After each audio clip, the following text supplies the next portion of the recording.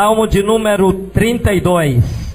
A felicidade do homem perdoado e a exortação ao arrependimento. Amém?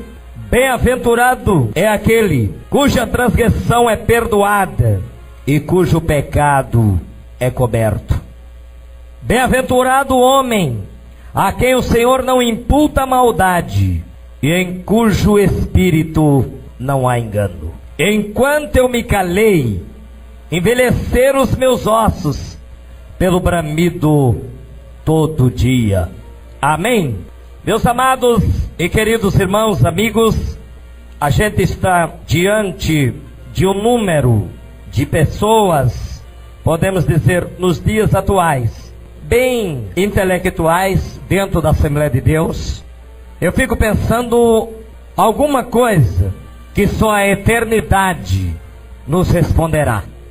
Porque Deus pegar um homem como a minha pessoa, não alfabetizado, com apenas 15 dias de escola, e tirar lá do lamaçal e dizer: eu vou te levantar por este Brasil e fora dele. Eu me lembro certa feita, mais ou menos há 20 anos atrás, quando eu testemunhava numa rede de televisão no Canadá, e dava o meu testemunho naquela rede de televisão, naquela certa feita, e alguém olhava e dizia: só Deus pode fazer isto. Deus faz diferença. Amém? Deus faz diferença. Sou um garoto que pode dizer, nasci na zona rural, em uma fazenda bem longe dos grandes centros, das grandes metrópoles.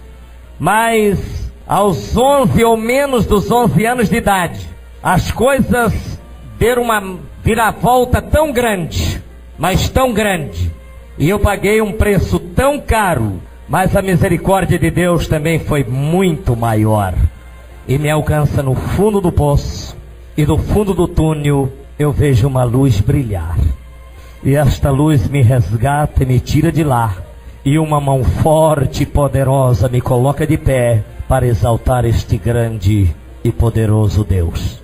Às vezes alguém me perguntam ou interrogam dizendo: o senhor não tem assim acanhamento, nenhuma timidez em às vezes pregar diante de pessoas de níveis, um poliglota? Eu disse: não senhores, porque o mesmo Deus que usa eles é o mesmo que usa a mim.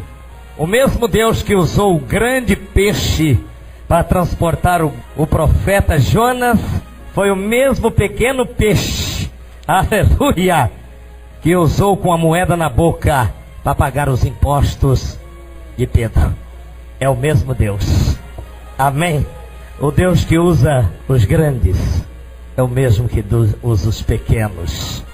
O mesmo Deus que tem promessa na vida do pequeno é o mesmo Deus que tem promessa na vida dos grandes. E operando Ele, quem impedirá? Meus amados irmãos, não sou de uma família, ou não nasci num lar evangélico. Sou de uma família carola, de um lar bem idólatra. Meu pai era presidente da Igreja Católica. Meu irmão mais velho era o tesoureiro da igreja. E eu, aos 7 anos de idade, era leiroeiro ou gritador de leilões e de prenda no coreto da Igreja Católica. A nossa casa no sítio era uma fazenda de 300 alqueires. Havia um salão quase mais ou menos do tamanho desta igreja, aonde havia um cassino ou noite de jogatina. Havia um salão de baile e uma outra área repartida ou reservada para o catira. Meu pai e o meu avô era catireiro. E ali criei naquele ambiente, podemos dizer assim, um pouco agitado, para não dizer mundano e badalado. E agora, quando eu chego à idade menos dos 11 anos, meu pai e a minha mãe e o meu avô, com 95 anos de idade, entra pela primeira vez na Igreja Assembleia de Deus e ouve pela primeira vez a explanação e a pregação da palavra de Deus, e ali o meu pai e a minha mãe e o meu avô rende-se aos pés do Senhor Jesus. Estamos em 7 irmãos, porém estávamos convidados para uma outra festa de aniversário. E quando o pai chega depois das 10 horas ou às 22 horas da noite, reúne os filhos e alguns empregados da fazenda que estavam no culto e que vinham do aniversário em um caminhão. Meu pai para na porta daquele cassino, abre, coloca os filhos para dentro, coloca a família, os empregados e disse: a partir de hoje as coisas vão mudar nesta propriedade. A partir de hoje não vai ter mais jogo, a partir de hoje não terá mais catira, a partir de hoje não haverá mais baile, porque a partir de hoje esse local será transformado em uma igreja, aonde o nome de Deus será glorificado e exaltado. Quando meu pai disse isto, era bem próximo, eu corri até em casa, e era bem assim, era só abrir a porta, já entrava no corredor da casa, e na vigota da sala, meu pai fazia coleções de arma de fogo, e havia uma carabina conhecida para os antigos, carabina do Papa Amarelo. Alguém deve saber o que eu estou falando, que calçava bala 38. E eu peguei uma carabina daquela porque sabia que sempre ficava carregada, já com bala, podemos dizer, na linguagem, na agulha. E disse ao meu pai: então é melhor me matar, porque eu prefiro morrer do que ter um pai e uma mãe crente. Mas Deus já tinha feito uma grande obra na vida do meu pai.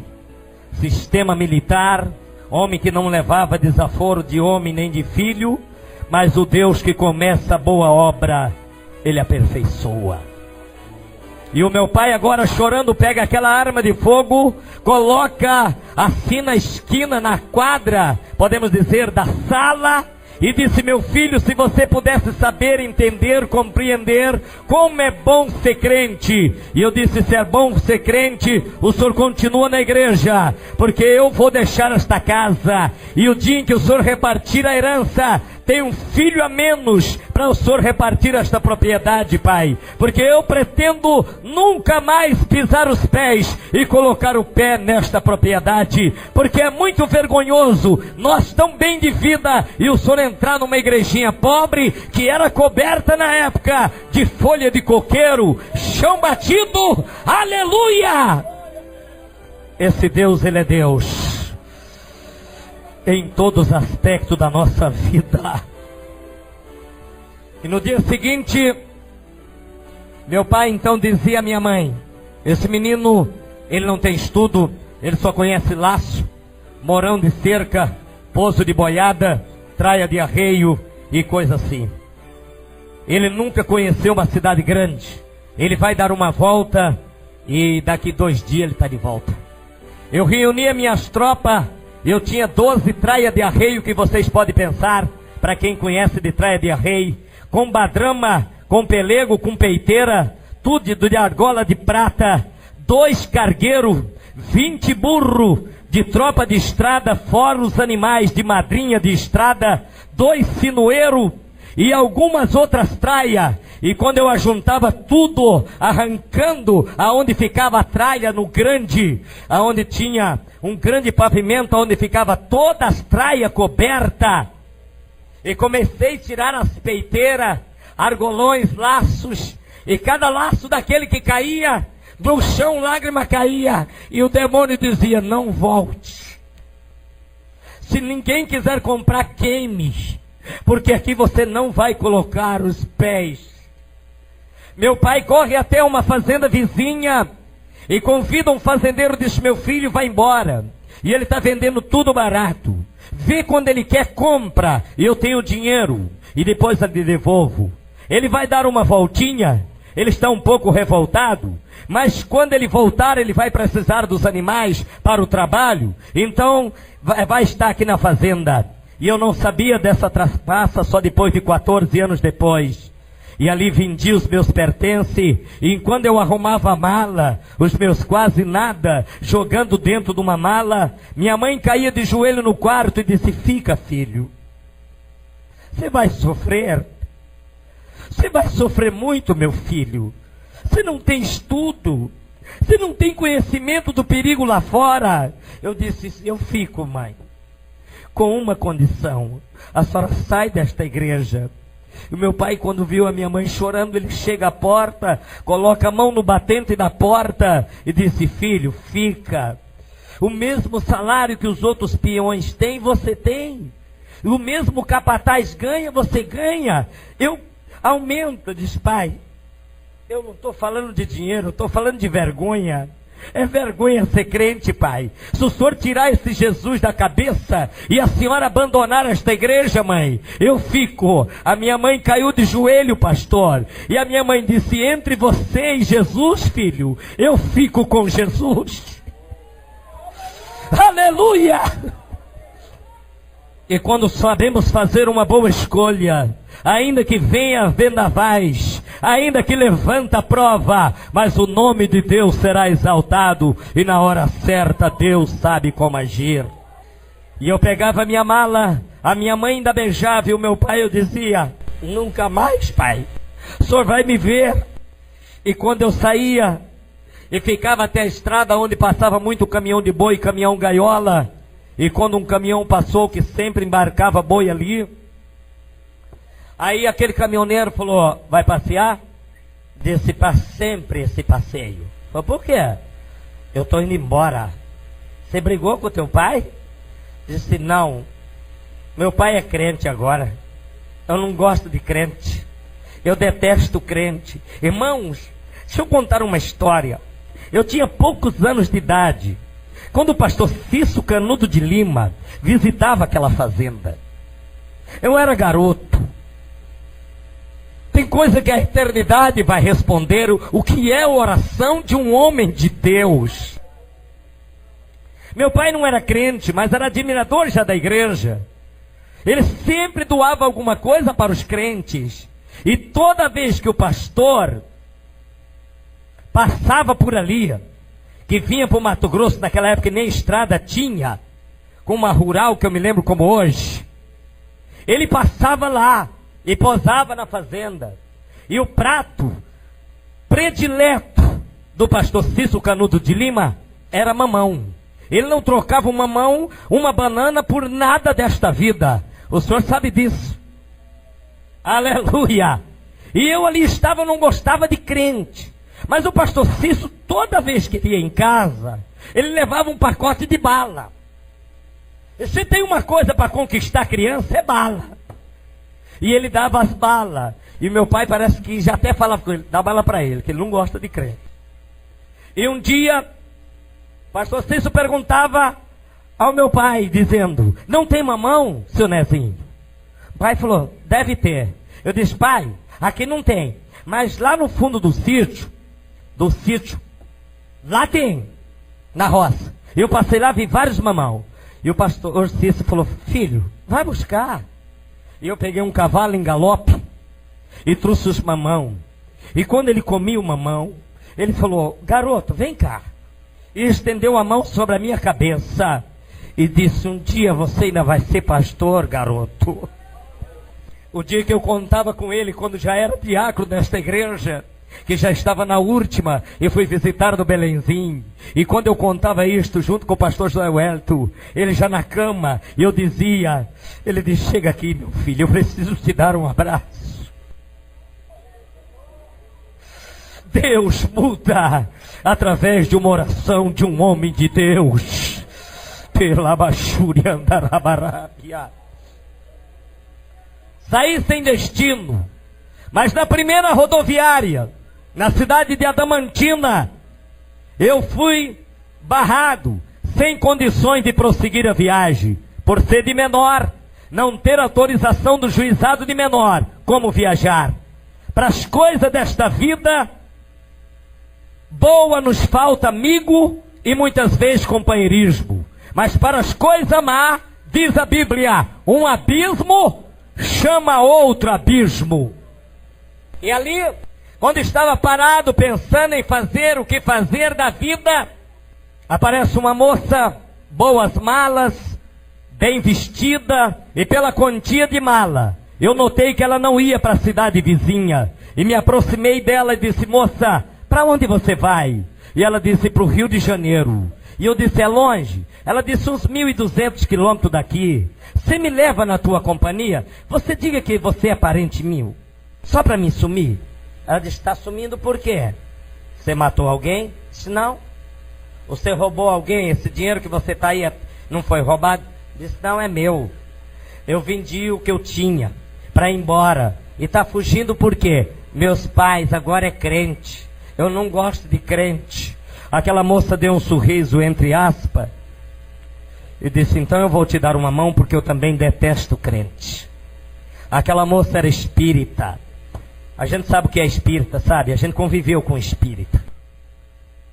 Aquela moça, quando os demônios apostavam dela, ela tomava 1 litro de pinga, comia fígado de suíno cru. E quando os demônios saíam entre aspas, o rosto, muitas vezes, se transformava, às vezes em animais, a coisa mais feia. Só de você entrar e ter companhia e amizade com uma pessoa dessa, biblicamente falando e categoricamente entendendo, é prejudicial para a tua vida espiritual. A Bíblia Sagrada diz: as más conversações corrompem os bons costumes. Me diga com quem tu andas, que eu te digo quem tu és. E ali naquela casa, eu vi todo tipo de pessoas. Dentro daquela família, havia tudo que você poderia pensar. Dos mais altos e dos mais baixo nível, entre aquela família que tinha uma pequena indústria. Mas o dia em que eu saí de casa, a minha mãe nem meu pai foi na delegacia da parte, e nem procurou programas de televisões badalado, e nem revista atualizada, e nem manchete dizendo: meu filho desapareceu. Mas a minha mãe foi até a igreja e se ajuntou com as irmãs do circo da oração e colocou o joelho no chão por 14 anos orando: salva Jesus, salva o meu filho, Senhor, aonde ele estiver.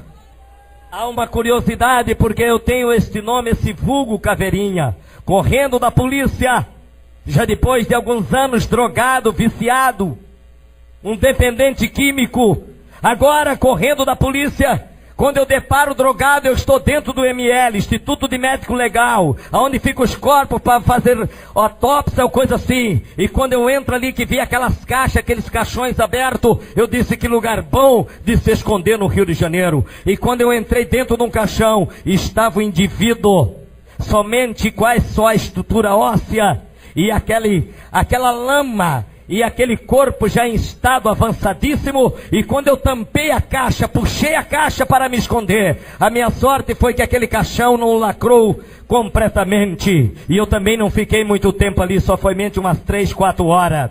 E quando a polícia prendeu todo integrante do grupo, e quando a noite chegou, que tocaram as sirenes, bateram a porta, os camburões foram embora, enquanto eu saí de dentro daquela caixa, parte daquele indivíduo ficou grudado na minha camiseta.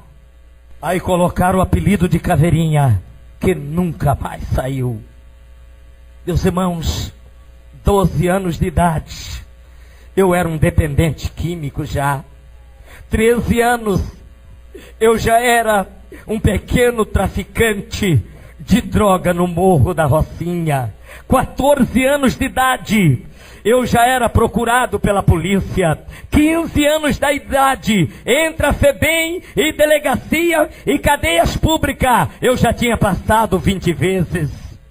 16 anos de idade, ingressei-me na academia de capoeira, lutava com navalha entre os pés, aonde passava a mão, um palmo para cima passava os pés, a mesma facilidade que cortava com uma faca ou uma lâmina, uma folha de banana, eu cortava com uma navalha entre os dedão dos pés, 2 armas de fogo para tirar a vida do semelhante, mas a 1.200 quilômetros de distância.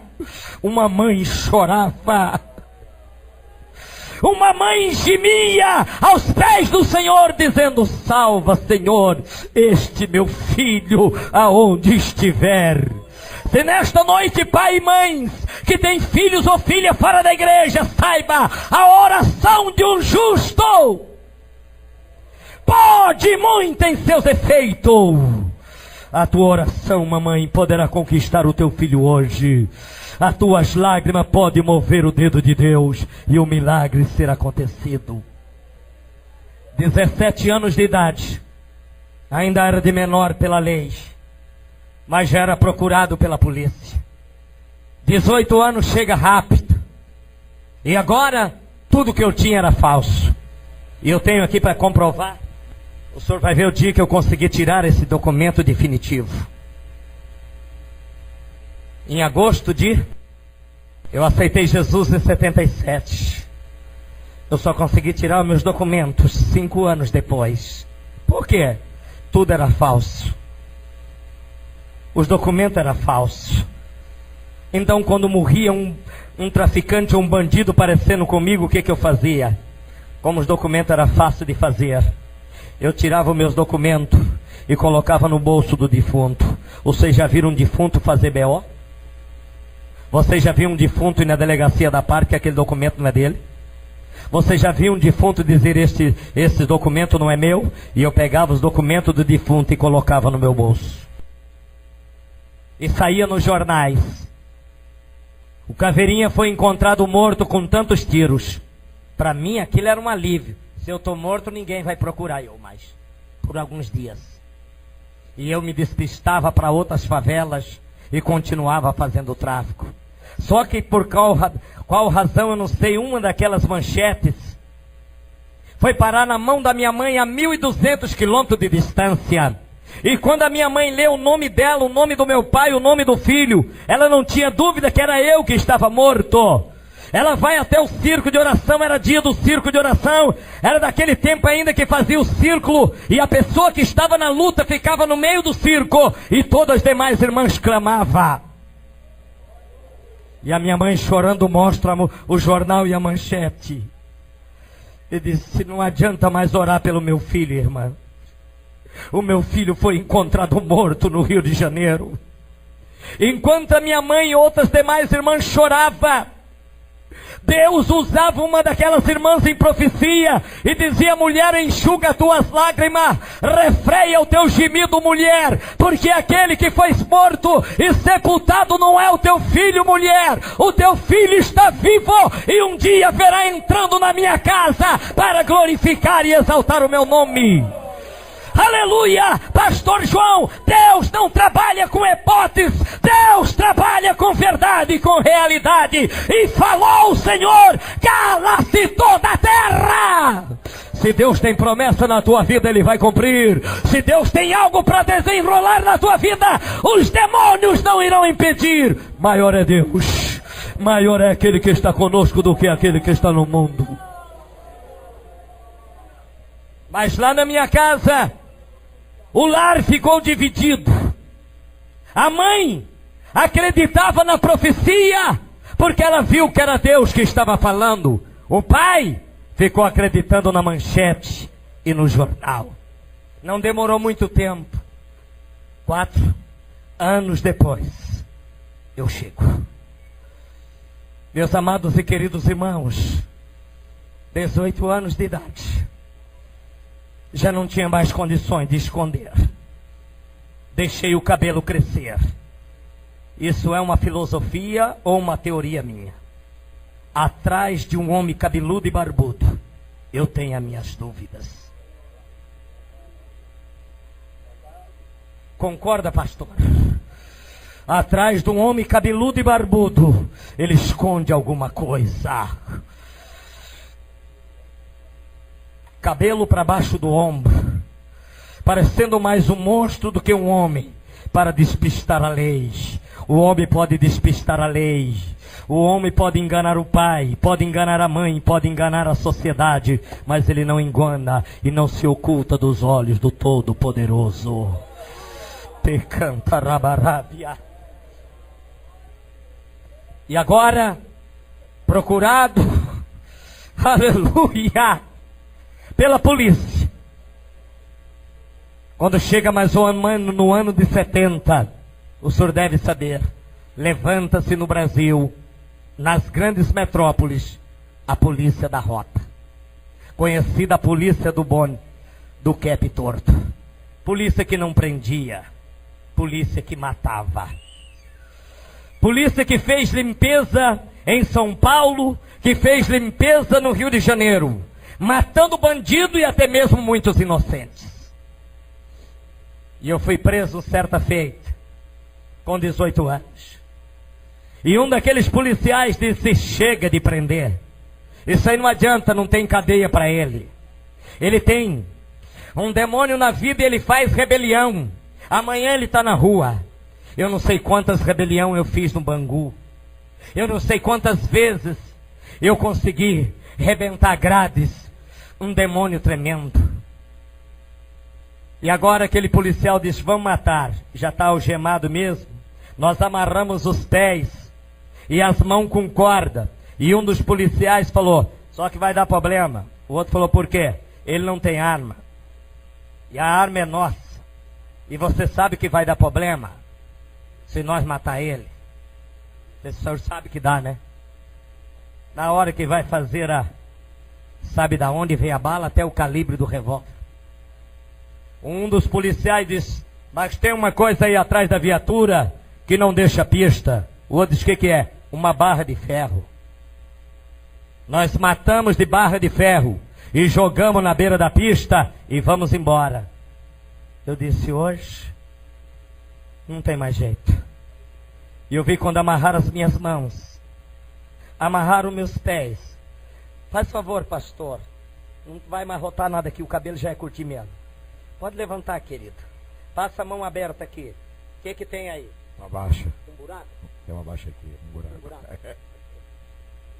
Quando eles me amarraram de pés e mão e que bateram a primeira barra de ferro, eu não vi mais nada. Não sei se deu uma ou duas ou demais. Uma eu sei que deram, que a cabeça abriu pelo meio e saía sangue por todo lado. Eles me jogam na beira do encostamento da pista e vão embora. Quem sabe pensando: morreu. E passa alguém e vê uma pessoa ensanguentada, mas nota que ainda está vivo. Liga para uma outra delegacia. Vem uma outra polícia e me leva para o ponto-socorro. Sou medicado, mas quando puxa a ficha, volto para a penitenciária. Resolve o problema da cabeça partida. Diz alguém que me atendeu que dava para ver a massa cinzenta, a massa cefálica. Eu tenho um pensamento comigo, os irmãos.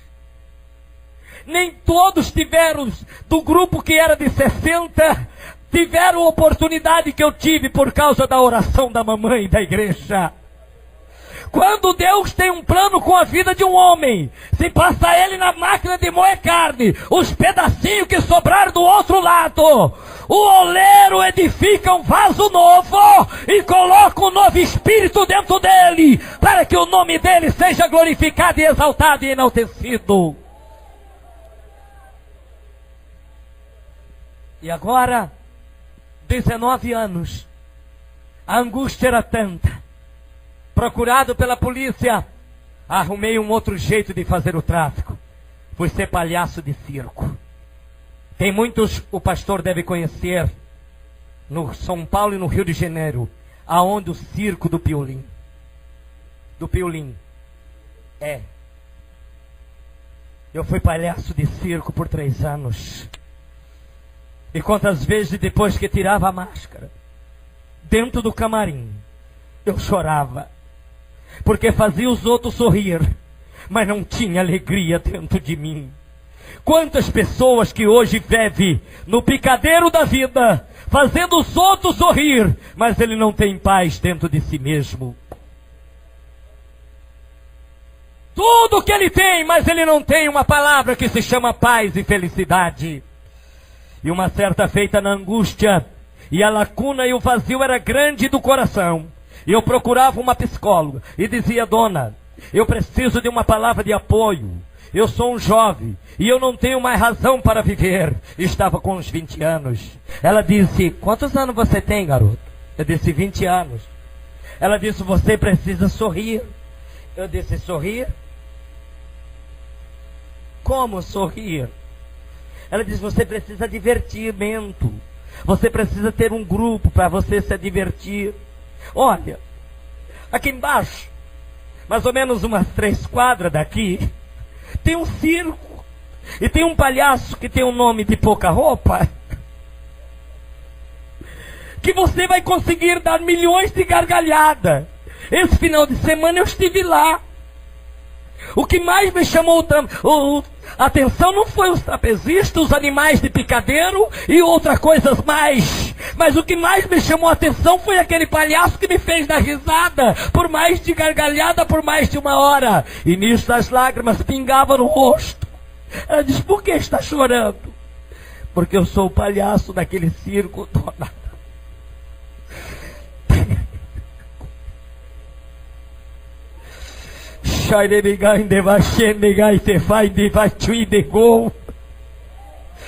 Tem um Deus que tira a máscara, igreja.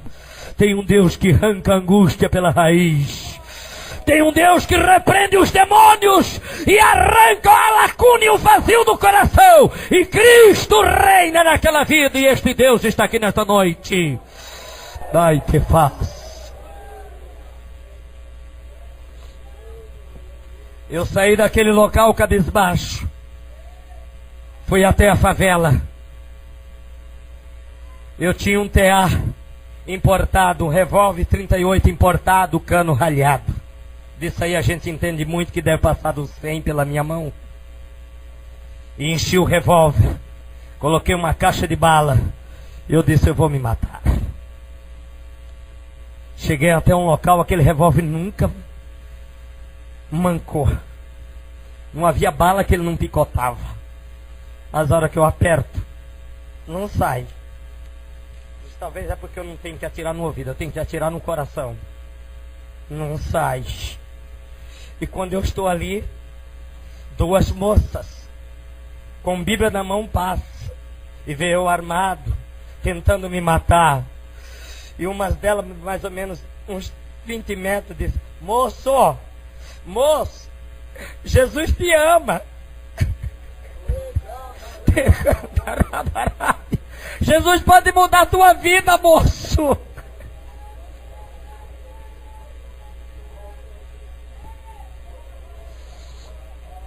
Jesus que muda a vida está aqui, sargento. Ele mudou a tua. Ele muda vidas. Desde o homem da favela até o alto escalão da vida. Ele não perde oportunidade e nem faz acepção de pessoa. Ele é Deus. Ele é Deus. Ele é Deus em tua e na nossa vida. Aquelas moças foram embora. Cheguei na favela revoltado. Eu disse, agora eu tenho uma forma. Eu vou até o viaduto mais alto do rio. E a hora que estiver passando um carro pesado, eu me lanço. Se eu cair na frente, ele vai me esmagar. Vocês conhecem, o senhor conhece, claro, a ponte Rio-Niterói. Ali não para de passar carro. Tem um viaduto alto. Não passava um bendito de um carro. Não passava um bendito do carro para me lançar dali. Lá vem os crentes outra vez. Lá vem os crentes. Quantos cultos eu acabei dando tiro, furando caixa de som. Mas não adiantava, meus queridos. Quanto mais eu perseguia a igreja, mais o dono dela me convidava. Quanto mais eu perseguia o santo, mais a oração movia o dedo de Deus. Não deu para se matar ali. 22 anos de idade. Briga agora. Jurado. Você quer eu mostrar para os pastores aqui no povo? Aí diz, por briga por boca de fumo, disputa de favela, para quem liderava uma quadrilha de mais ou menos 60 pessoas, 18 boca de fumo, em quais todas as maiores favelas do Rio tinha gente trabalhando. Agora chega a hora, briga por disputa de boca de fumo. Me mandaram me matar para assumir o comando do Rio. Eu estou tomando um refrigerante num bar à tarde, quando o dono do bar disse: Caveirinha, cuidado. Não deu tempo. O camarada cravou uma faca, mais ou menos nesta localidade. E quando eu empurrava, derrubava o cara mesmo faqueado com os pés, ele segura o cabo da faca, tentando me dar mais um golpe, mas a faca quebra no pé do cabo, um tanto assim para o lado de fora e o restante do lado de dentro. E eu corro mais ou menos uns 200 metros o Morro da Rocinha, mas quando eu ando 50 metros, eu sinto o gosto de sangue na boca e o sapato está cheio de sangue. E quando eu chego na favela pálido, um dos colegas diz: Caveirinho, o que aconteceu? Você está branco? Você está com medo do quê? Eu disse: eu estou com uma faca. Foi na cintura? Falei: não, nas costas cravada. Arranca. E aquele moço começou a ter medo. E ele tenta arrancar aquela faca com a mão, não consegue. Ele corre até ali, pega um alicate. E ele disse: então deita no chão. E ele coloca um pé em cima de mim. E com o alicate ele puxa aquela faca. E quando ele arranca aquela faca, com certeza, uma parte da minha vida sai na ponta daquela faca. Perfura um pulmão. E eu fico tuberculoso. Vocês sabem, nós temos aqui uma pessoa que é advogado e nós temos uma autoridade ali. A primeira coisa quando se pega uma pessoa atirada, ainda que seja um acidente, a primeira coisa tem que fazer um BO, um boletim de ocorrência.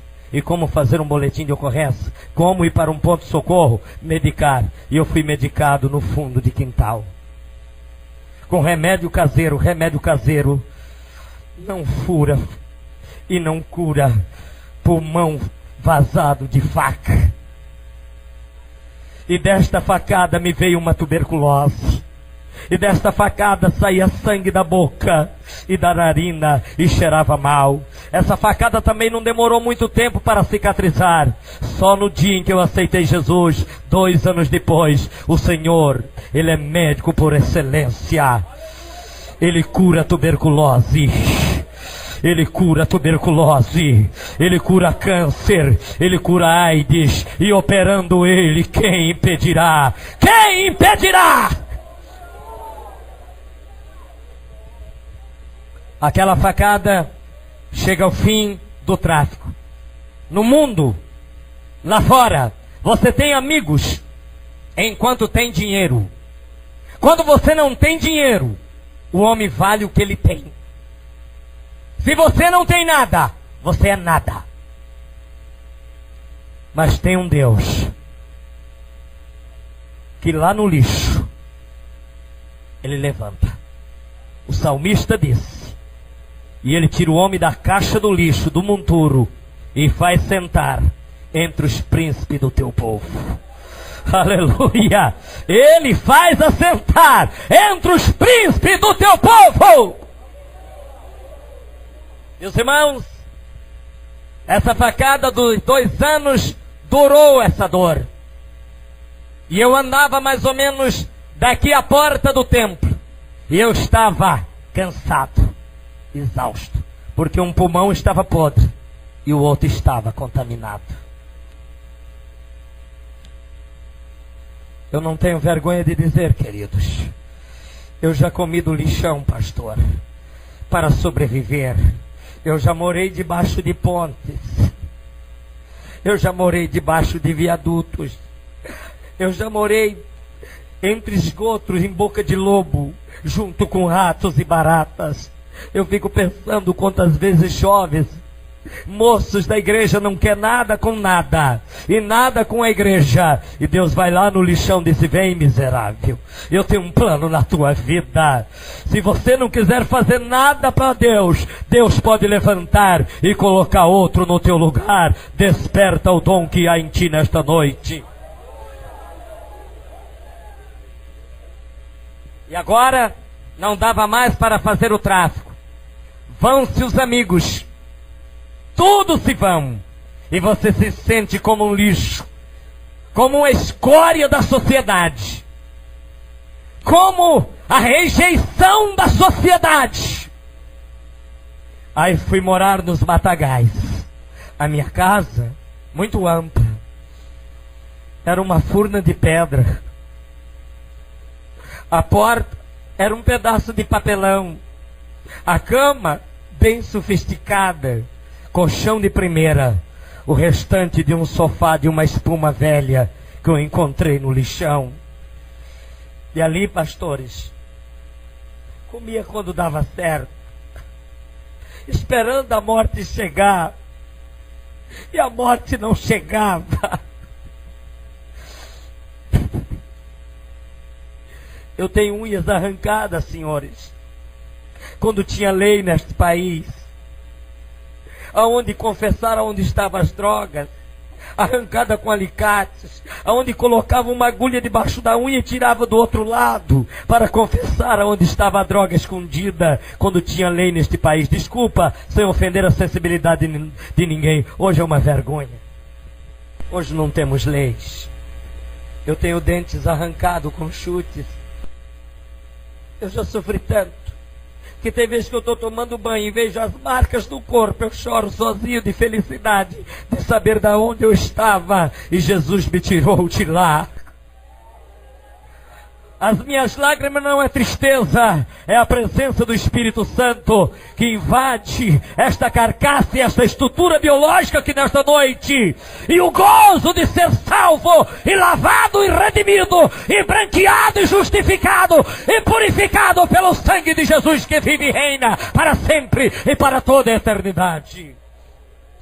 E agora, queridos, vou para aquele lugar tenebroso e turbulento.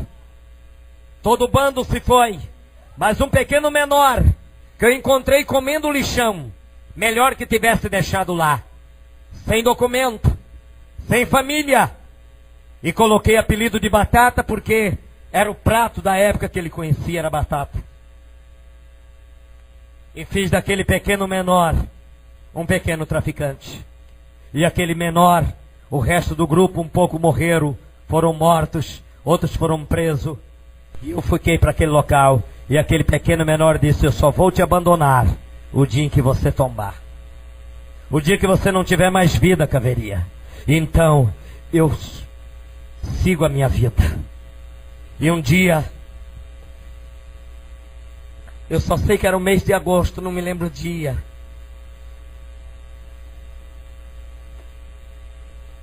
Eu estava faminto e sedento. Eu disse: Batata, não muito longe daqui tem uma padaria que funciona 24 horas. No Rio e São Paulo tem padaria que não fecha, vocês sabem disso. Alguns estabelecimentos.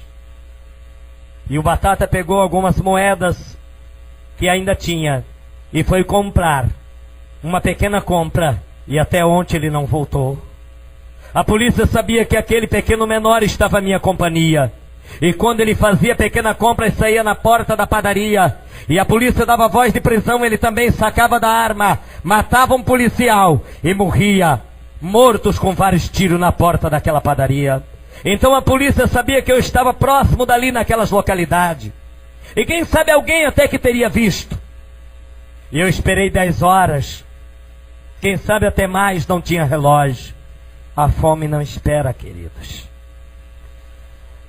Tem gente que fica 3 dias sem comer, acho que está com fome. Eu já passei prova. A minha esposa às vezes fala: homem, nada te abate. Você não entristece com nada, parece que nada. Você enfrenta as coisas como quem... Mulher, quando eu não tinha Deus, eu era valente. E agora com esse Deus, eu sou mais do que vencedor. Aleluia! Aleluia! E era tarde da noite, a fome apertava. Eu via quando o caminhão do lixo, que entregava ou jogava as frutas podres do Ceasa, que não tinha mais condições para venda, mamão, banana, maçã, que é uma das frutas minha predileta, e eu vi quando o caminhão jogava aquelas frutas podres, essas mãos, e uma pequena lanterna e esses olhos, procurava entre as frutas e o lixo, um pedaço de fruta podre, e muitas delas colocando numa sacolinha, numa caixinha, para comer naquela noite, no dia seguinte. Pastor Henrique, companheiros desta tribuna, autoridade presente. Esse Deus é grande. Não se dá para desenhar, pintar, expressar, conscientizar ninguém o grande amor deste grande Deus para com o miserável. Aleluia! E ali voltava, esperava o batata e nada que ele vinha. Dias depois, cães farejador. A polícia no meio do matagal escutava pisadas, granido dos cães, ouvia voz na boca ou na porta daquela furna de pedra e chamava pelo meu vulgo: Caveirinha, você está aí? E os cães acuando naquela boca de furna. Eu disse: estou. Você está armado? Disse: sim. Porém não tenho nenhuma munição, nem no revólver nem na mão. Ele disse: então joga o revólver. Eu joguei o revólver. Ele disse: como é que você está se trajando, se vestindo? Eu disse: eu só estou de bermuda. Ele disse: você não está de camiseta ou de camisa? Disse: não. Porque você pode estar com uma arma debaixo, escondido. Sai de costas, de mão levantadas, tá? Porque se qualquer reação nós vamos te matar. Estamos em 8 policial do lado de fora, fora os cães. E eu respondi do lado de dentro: não é preciso me matar, eu já estou morto. 32 quilos. Somente a estrutura óssea. Esse é o Deus que faz milagre. É o mesmo Deus que ressuscitou Lázaro. É o Deus que salva e opera maravilha. Meus amados e queridos amigos, e eu saio de mão levantadas, levo a mão para colocar algemas. Eu dava esse testemunho na igreja de Londrina, pastor Ivo José de Souza, eu creio que alguém conhece, jubilado o ano passado. Uma igreja mais ou menos de 5 mil membros. Enquanto eu testemunhava numa confraternização, um senhor de cabelo grisalho, que foi apresentado do Rio de Janeiro, um pastor, chorava. E aquele cidadão disse: pastor, eu preciso dizer algo. Antes que esse homem termina este seu testemunho. Eu sou um sargento da reserva. E quantas vezes saí para trazer este homem vivo e morto. E hoje Deus coloca ele na mesma tribuna para falar o que Deus fez na vida dele. Quantas vezes saí para tirar a vida dele ou trazer preso. E hoje ele está ganhando alma para o reino do Senhor. Esse é o Deus que vira. Foi preso. Já tinha passado pela cadeia 32 vezes. E na penitenciária. E entro pela última vez 33 vezes. Eu não tinha muito processo para responder. Era só 151 processos. Resolvia fácil. Só no mesmo artigo das drogas do tráfico. E agora fui julgado diante da situação crítica de enfermidade, a facada. Ainda não havia cicatrizado, saía água e sangue. Quando tossia, saía sangue pela boca, pela narina, da tuberculose. Cheirava mal. Então julgaram ali, da maneira deles, e peguei 50 anos de cadeia. Fui para a cela forte, conhecido como solitária, que com os direitos humanos de 79 para 80, 81, saiu do Código Penal. O senhor sabe disso. E eu fui para a cela forte, conhecida como solitária. Era um cubículo de 80 por 90, aonde você não tem direito de pasta, de sabonete, de toalha, de colchão, de coberta. Não tem sequer a patente a um buraco direto ao esgoto e uma torneira para beber água quente. Não tem sequer nenhum ar. Não, senhores. Somente um tijolo onde falta, onde você vê a luz do sol. Não é sol. O brilho do sol. O sol que passa naquele dia. O quadrado. Isso você vai ver a luz somente no outro dia. E ali naquela cela fiquei 6 meses esperando a morte chegar.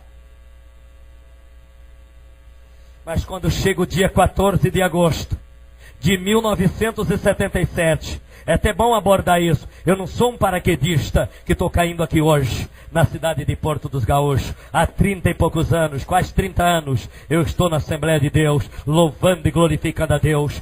E neste mesmo ministério, por misericórdia de Deus. E ali, queridos, dia 14 de agosto eu estava preso. Havia já tirado 6 meses de cadeia, mas ainda tinha 49 anos e meio pela frente. Porém a doença matava aos poucos, sem direito nenhuma medicação e remédio. O carcereiro que é crente, ele passa na cela e diz: Caveirinha, vai ter um culto no pátio, esqueci de lhe dizer. E eu disse: daí? Eu estou interessado em culto, né?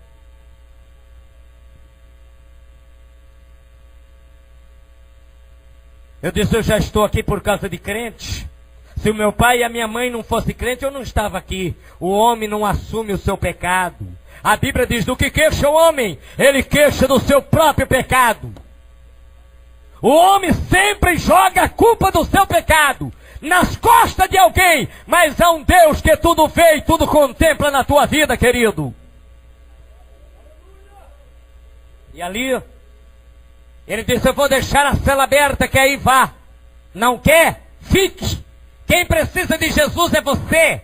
Quem coloca sangue pela boca é você. Quem está morrendo aos poucos é você. Eu já tenho Jesus, rapaz. E abriu a porta da cela. E o meu propósito era não ir. Mas quando eu ouvi a banda musical tocando e executando um hino naquele pátio, e quando aquele som cantado e tocado entrava por dentro da penitenciária do Bangu, que foi desfeita, vocês sabem disso, foi bombardeada, aonde vai ser uma praça, e eu sou um dos convidados para o ano que vem dar um palestrante no mês de setembro no Rio de Janeiro. Aleluia! Esse é o Deus que faz história. Aleluia! E ali, quando aquele som entrava por dentro daquelas grades solitárias, uma coisa gostosa chegava, pastor. E eu dizia no meu pensamento: não vou perder nada, vou ver quem é que está tocando e executando esses instrumentos. Os demais presos vinham à direita, à esquerda, e eu que vinha da solitária vinha da esquerda, da direita. E eu encostei na muralha. E quando eu vi moças, cabelos longos, compridos, antigamente para tocar numa banda da Assembleia de Deus, se não usasse o uniforme, não tocava. Às vezes, desculpa a minha liberdade, em vez de melhorar, às vezes a gente está piorando. Moços bem vestidos, terno azul marinho, camisa branca, sapato colegial, o senhor sabe que linguagem eu estou falando. Gravata borboleta. E quando eu vi aqueles moços tocando o segundo hino, eu disse: é diferente do grupo que eu andava. Nenhum deles tem arma. Eles cantam. Eles choram. Eles glorificam. E eu encostei na muralha. E quando eles começaram a tocar e executar o segundo hino, uma voz falava forte ao meu ouvido e ao coração: a tua mãe está viva e ainda pertence a esta igreja, e ainda ora por você.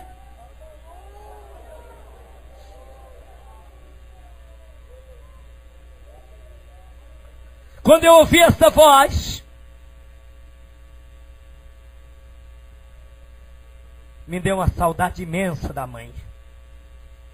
Quase 14 anos, sem nenhum bilhete, sem nenhum recado, nenhum telefonema sequer, porque também não tinha. Mas agora deu saudade, encostado na muralha, enxugava as lágrimas com o cabelo. A dor era grande, não dava para ficar de pé. Ainda sangrava aquela facada. Eu dizia: Deus, tu sabe que eu não presto, eu sou um lixo. Mas eu sei que o Senhor existe. Não adianta mais correr de ti, Deus. Não adianta mais se esquivar, meu Deus. Eu cheguei no fundo do poço. Eu queria fazer um pedido, se o senhor pode me ouvir. Dá para o Senhor me trazer a minha mãe, para mim ver a minha mãe antes de morrer, Deus? Será que o Senhor podia fazer este favor para mim, Deus? Para mim ver a minha mãe, contemplar sua face antes de eu tombar a campa fria, Deus? O Deus que responde está aqui. O Deus que ouve também está aqui nesta noite, queridos. Andaragachu de Cantarabarábia. Eles começam a tocar o terceiro hino. E eu começo a chorar. Eu cansei de passar por gentes mortas, colegas saqueados, baleados, mortos com vários tiros. Para mim não tinha lágrima para derramar. E agora um simples louvor, lágrimas estavam descendo e banhando a face. E de repente, meus irmãos, eles dão oportunidade a um cidadão de cor, de pequena estatura. Aquele homem abre a Bíblia no livro de Salmo. Para mim a pregação foi ontem, passou-se 29 anos, mas a mensagem ainda ouço. Coisa boa não se esquece. Entrega o teu caminho ao Senhor, confia nele, e ele tudo fará. E aquele homem tão cheio do Espírito de Deus, possuído de uma glória tão grande, parece que tinha hora que ele flutuava, parece que tinha hora que o Espírito de Deus movia ele, sem ele tirar os pés do solo e do chão. E de repente ele para o seu sermão, e com o dedo indicador, ele olha para a muralha onde eu estou apoiado, só eu que estava naquele local. E ele para com tanta liberdade e ousadia, e disse: jovem, Deus tem um plano na tua vida. Deus me revela algo do céu na tua vida. Eu vejo Deus te levantando pelo Brasil e fora do Brasil para levar a sua palavra. Os demônios sopravam no ouvido e diziam: se ele soubesse que você é tuberculoso, que coloca sangue pela boca, pela narina, se ele soubesse que você tem 151 processos, se ele soubesse que você não tem condições de vida, ele não dizia isto. O Espírito Santo revelava aquele santo homem de Deus: ainda que você tiver 1000 processos, ainda que você for tuberculoso e canceroso, o meu Jesus vai lhe curar nesta tarde, para que saiba que Deus tem autoridade sobre a tua vida. E agora, Shai de Cantarabarábia, esse Deus tem autoridade sobre a tua vida. Irmãos, eu já não sabia mais de que lado ficar, pastor Francisco. Eu já ficava em dúvida. Eu já tutubiava, eu não sei mais não. Eu não sei se eu ouço essa voz do além, ou se eu ouço a voz desse homem que está falando com a minha vida. E quando ele faz um convite, quem quer aceitar a Jesus, havia uma corda, um cordel, havia uma segurança máxima, nem sequer um folheto, vocês lembram disso? Podia um pastor entregar para um preso.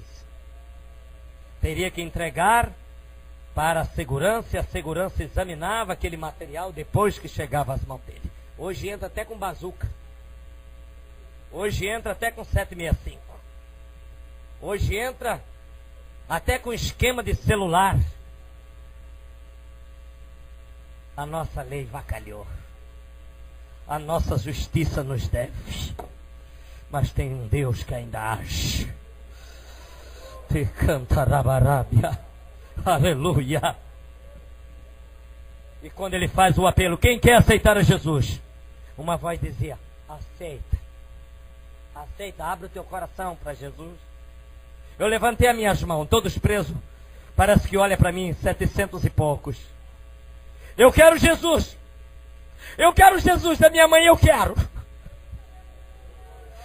Aleluia. Levantei as minhas duas mãos, somente de bermuda, cabelo para baixo do ombro, parecendo mais um monstro do que um homem, e caminho em direção àquela corda. E quando eu olho por cima do ombro, demais presos vem chorando atrás. Quem quiser ficar de joelho, fica de joelho. Quem quiser ficar de pé, fica de pé, que eu vou orar e o meu Deus vai operar, dizia o pregador. E eu pensava comigo, e comecei a refletir o que o pai dizia. Havia dito tanto tempo: é gostoso, filho, ir na igreja. Você vai sentir uma coisa gostosa. E eu estava sentindo aquele negócio gostoso. Nós sabemos que existe dois tipos de choro. Um choro que não é benéfico, que não traz nenhum benefício. É o choro de vingança, de angústia, eu vou matar. Mas existe um choro que é benéfico, que traz benefício para a alma. Você chora, mas está alegre. A lágrima desce, mas você não está chorando de tristeza. Quer louvar o nome de Deus, porque é um choro totalmente benéfico, que vem da parte de Deus para preencher e arrancar a tristeza e o vazio da alma. E eu chorava aquele choro alegre. E ele diz, quem quiser ficar de pé, fica de joelho. Eu disse, não, de tudo que eu fiz de mal, eu estava sentindo uma coisa tão extraordinária e gostosa. Eu disse, a hora que terminar esse negócio, ela sabia o que era culto. Eu disse, a hora que ele terminar esse negócio aí, eu vou morrer. O negócio é bom demais. E se é para morrer, eu tenho que morrer de joelho. Eu fiz muita coisa errada. Ó Deus, eu vou morrer de joelho, tá Deus? Aqui. E eu não tinha condições de ajoelhar delicadamente. Eu me joguei. E antes que o meu joelho chegasse, tocasse no solo, no chão, o Senhor Jesus batiza com o Espírito Santo. Eu creio no Jesus que batiza com o Espírito Santo e com fogo aqui nesta noite. Ele poderá batizar nesta noite com o Espírito Santo e com fogo. Você poderá falar as línguas dos anjos e do céu aqui nesta noite. Em nome de Jesus. E cantai. Meus irmãos, eu não vejo mais nada. Aleluia. Já estou findando. Aleluia. Os crentes vão embora. Os demais presos é voltado às suas celas. Eu só vejo quando o carcereiro me puxa pelo cabelo e diz, Caveirinha, Caveirinha, o culto já terminou. Os crentes já foram embora. Os demais presos foram voltados às suas celas. Eu só deixei você aí porque você recebeu algo de Deus. E eu teria que respeitar o período de Deus na tua vida. Enquanto eu levanto do chão, tem mais ninguém. Ninguém despediu de mim. Mas aquele cidadão de cor subia o pavilimento de cima do Bangu 1. E mais ou menos uns 30 metros, aquele cidadão de cor. Eu ainda vejo hoje. Fica com Deus, filho. Eu não disse que Deus tem um plano na tua vida. E o que Ele me mostrou, Ele já começou a desvendar na tua vida. Ele não somente lhe batizou, mas Ele já te deu dom aqui nesta tarde. Fica com Deus. Se não nos vê mais, encontraremos na casa do Pai. Sai de cantai. Eu volto para a cela, quando eu levanto, eles me dão um Novo Testamento, mais ou menos do tamanho desta harpa, ou de uma pequena agenda. Eu abraço o Novo Testamento no peito. E agora parece que eu não estou indo para a cela. Eu estou indo para um lugar bonito. Eu vou falando em línguas estranhas, as lágrimas estão derramando. O Deus que começa a fazer as limpezas. A cela se tranca por detrás de mim, mas eu não estou revoltado com o carcereiro, eu caio de joelho. Eu continuo chorando o resto daquela tarde. Chorando e orando e falando em língua estranha e fazendo os meus pedidos. Chega-se a noite. Toca-se horário de silêncio. E lá no canto da cela, a voz quase sem sair. Ainda saía sangue. Quando tudo é silêncio, não ouvia ruídos de carro por aquelas localidades. Tudo escuro. Esse miserável estava atrás das grades, fazendo os seus pedidos. E de repente, eu ouço um barulho, abrindo o grilhão da cela. E antes que aquela cela se abre, ela está totalmente clara, mais clara do que a iluminação desta igreja. E eu ouço uma voz que não me chama pelo meu vulgo, mas me chama pelo meu nome. Ismael, eu sou o teu advogado e eu vou te tirar daqui. Esse advogado está aqui nesta noite. Filhinhos, se vocês pecar, sabei que tem um advogado para com o Pai, Jesus Cristo justo. Esse advogado está aqui, ele pode pegar a tua causa hoje. Ele pode assumir o teu pecado. Ele pode assumir a tua transgressão. Ele pode assumir os teus delitos aqui nesta noite. O sangue deste advogado salva, liberta, cura, restaura a vida. Eu estou de costas quando eu levanto. A cela continua clara. O seu rosto resplandece. Não me pergunta, por favor, não me interroga. Se eu vi Jesus, se eu vi um anjo, eu não sei o que eu vi. A eternidade vai me responder, queridos. Não dá para ver o seu rosto. O rosto brilha muito. Não havia condições, era a mesma coisa de querer encarar aos olhos de uma lâmpada de raios muito fortes. E quando eu olho somente daqui para baixo, ele estava todo de branco. E ele sai pelo buraco da cela, onde não tinha condições de sair um homem. Eu disse, eu estou louco. Eu estou ouvindo vozes. Ainda estou vendo visões. E quando eu olho à esquerda do corredor, não tem ninguém.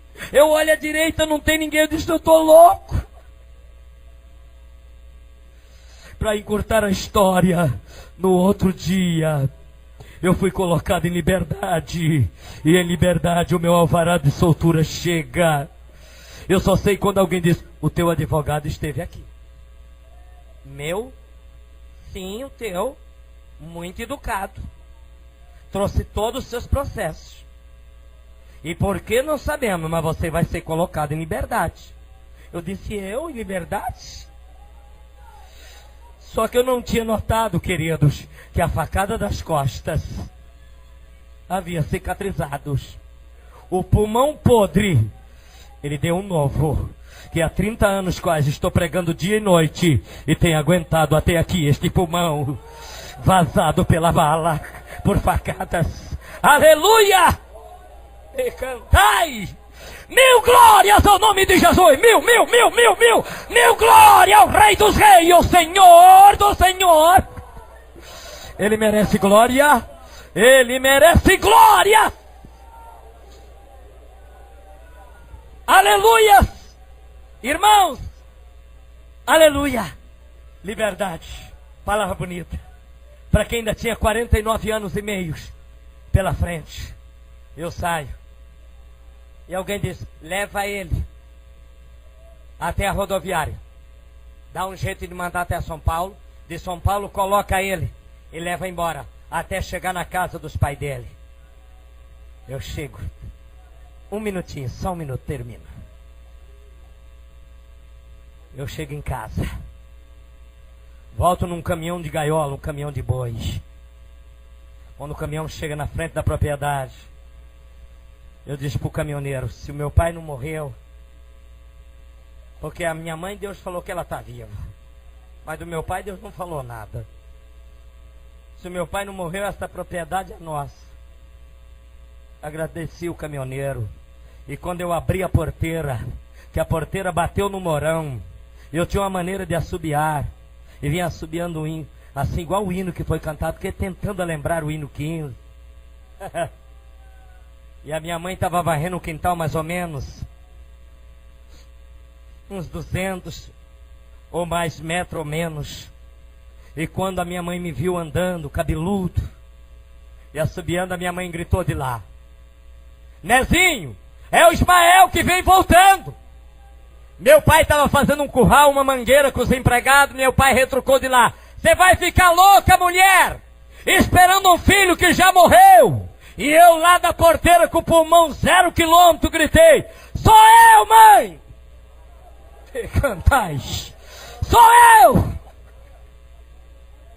A minha mãe sai correndo, meu pai, meus irmãos empregados, os cachorros, os cães vinham fazendo festa. Quando faltava 30 metros mais ou menos, a minha mãe bate o joelho no chão, na areia escaldante, e levanta a mão e começa a glorificar e dizer, eu sabia, Deus. Eu tinha certeza, meu Jesus, que o Senhor traria o meu filho de volta. Eu tinha certeza, Jesus. E quando a minha mãe se alegrava, E a minha mãe dava glória a Deus, eu comecei a se alegrar. E quando eu comecei a se alegrar, e que eu abracei a minha mãe se abraçou comigo e minhas lágrimas, pastor Francisco, se mistura com as lágrimas dela. 14 anos na igreja de oração, de joelho calejado, com 84 anos, ainda tira 4 horas de joelho. E cantai. E quando eu abraço a minha mãe, e que as minhas lágrimas se misturam com as lágrimas dela, o Senhor batiza minha mãe ali com o Espírito Santo. O meu pai me abraça. Os irmãos, meu pai olha para os empregados e diz: o dia acabou. O meu filho voltou. Te cantarabarábias. Aleluia. As horas se passam, queridos. Eu tenho certeza que tem alma nesta noite para se entregar a este Jesus desta noite. E esse Deus poderá fazer proezas e maravilhas e sinais e prodígios na tua vida, porque este Jesus tem poder. Este Jesus não perde batalha. Este Jesus não perde peleja. Ele vai repreender todas as fontes negativas da tua vida. Coloca de pé, santos, em nome de Jesus.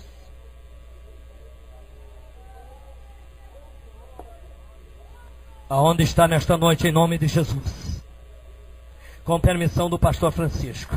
Pastor Francisco me deu até as 10 horas, então eu só passei 5 minutos. Amém? Aleluia! Aonde está nesta noite uma pessoa para Jesus? Levanta a mão dizendo: eu quero esse Deus. Eu quero esse Jesus. Aonde está? Vem cá, filho. Ali vem vindo uma alma preciosa. Aonde está a segunda pessoa, ainda que estiver lá no passeio lá fora?